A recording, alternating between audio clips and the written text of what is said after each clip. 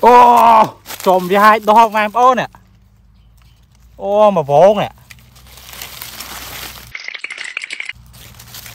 Đi chơi mà vốn mà đá mà. Oh my god bro, mà vốn đâu đi bị đám. Mi phong mang ô mà vốn nè.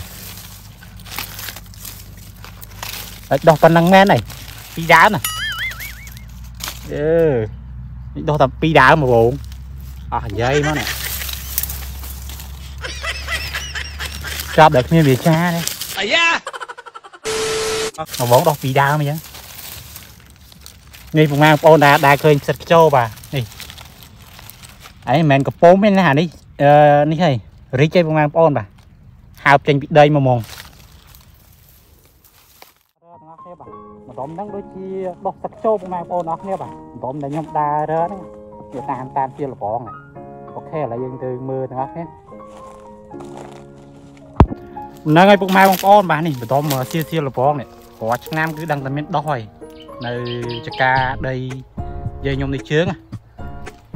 mời nhom ta rồi phong mang ôn đồ bạn khơi một vòng mới chăng na đi cùng snai đi còn miếng đo này còn đang đo thế tao mới dừng làm mới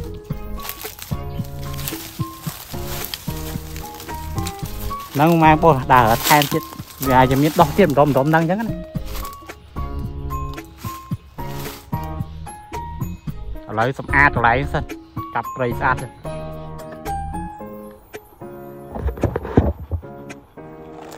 nãy cái này thằng áp nia bà ta lấy dương một đồ thạch châu lấy đồ ăn phi đám ăn kia là vỏ mang vỏ đấy đồ phi đám đi bà thạch châu đấy đồ ăn phi đám từ nó lại cũng snái đồ phải như muốn đọc đau bên kia tam nữa ok là dân mà đọt ngóc nhé chứ ơi mà kia là bón sao mà đọt được ngóc ơi chua đặt chua nó đọt thay đỡ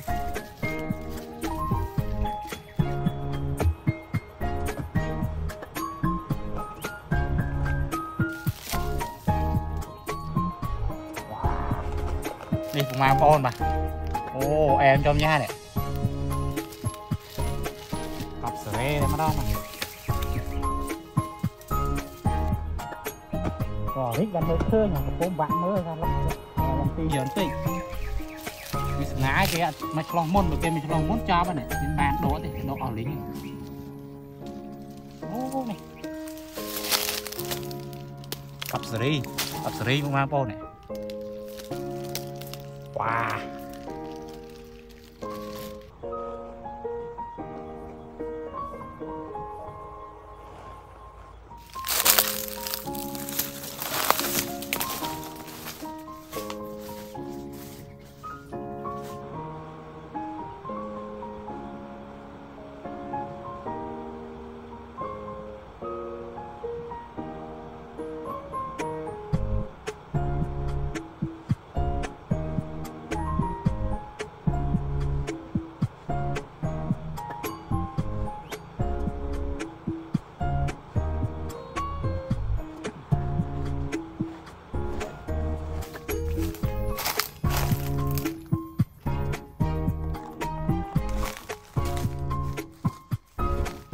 cái này nó nghe bà lời mà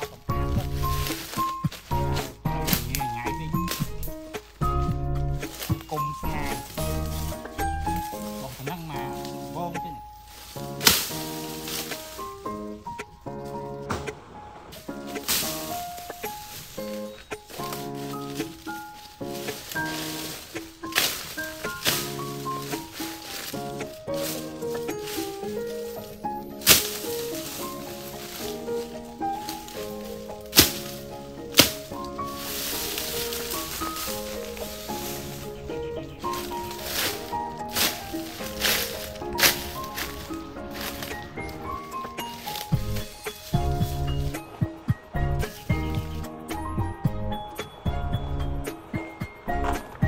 hộp chất tích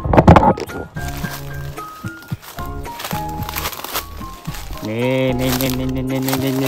mẹ ôn mà nè nè đỏ cơm cung snai ạ nè mưa khơi mà băng chết mong đào đào về đào cay mưa ô bánh chuột vào đây man mán đá đấy một độc khăn đâu nhưng mưa khăn này đâu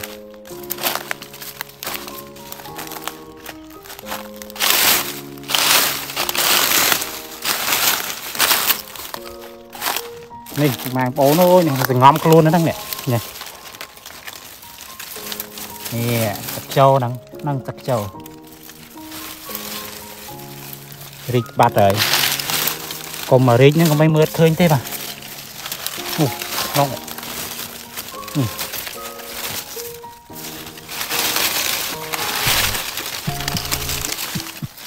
kèm snai đây mới đó mà mới đa mà chôm tiết lô khơi trong tiết trắng này chúng ta bên đó băng không trái riêng vạ mưa không lực chăn ti rồi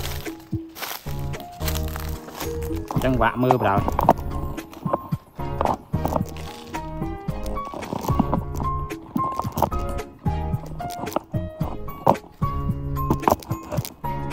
và đã camera tích vào tỏ tình trường thọt như tiết bây giờ đấy tình trường thọt em như tiết nó em mà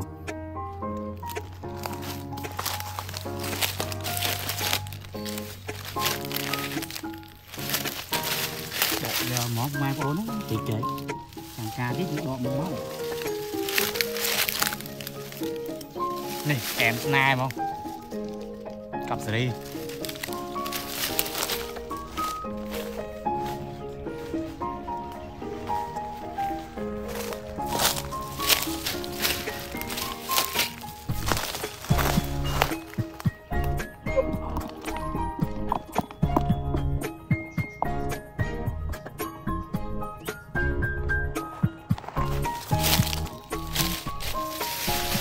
đây bà quẹt đọt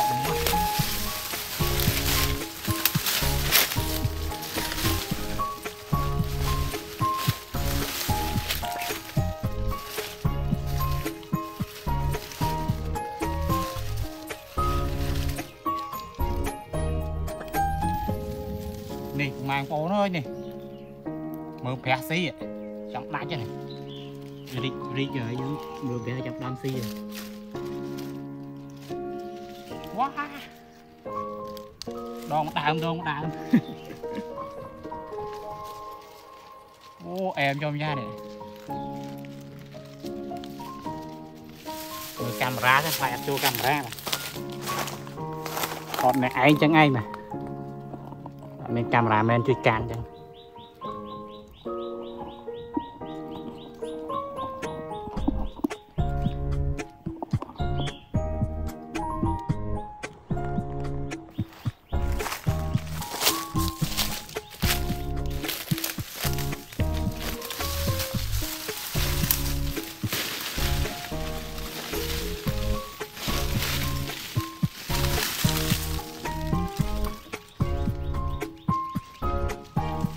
đi em snai không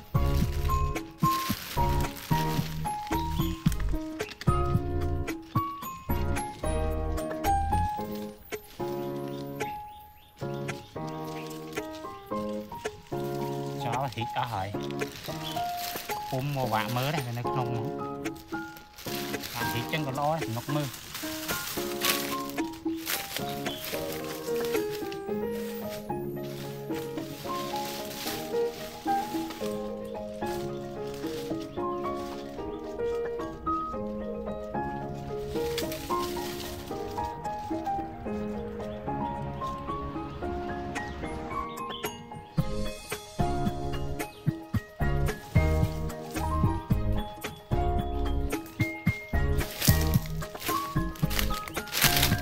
nó ngoài bôn này cọp sợi đi món này mà mình sẽ lo quá đó lo bên đấy ha